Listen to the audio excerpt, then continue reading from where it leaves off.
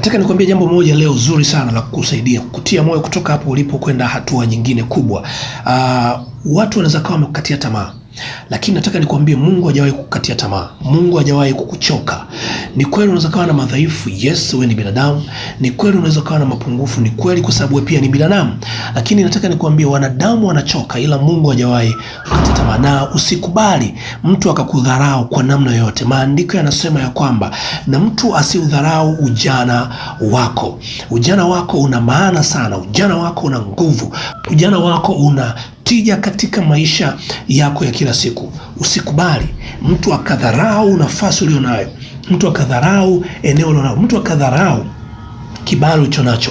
Mungu anakuwazia mawazo yaliyo mema sana, na ana uwezo wa kukutoa hapo kupeleka hatua nyingine kubwa ya kimaisha, ya kiroho na ya kimwili pia. Heshimu nafasi Mungu aliyokupa. Usikate tamaa kwa hayo unayopitia.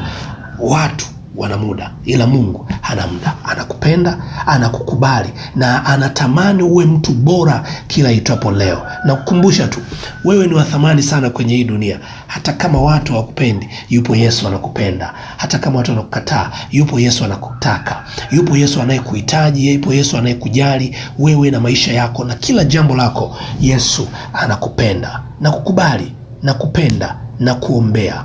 Barikiwa.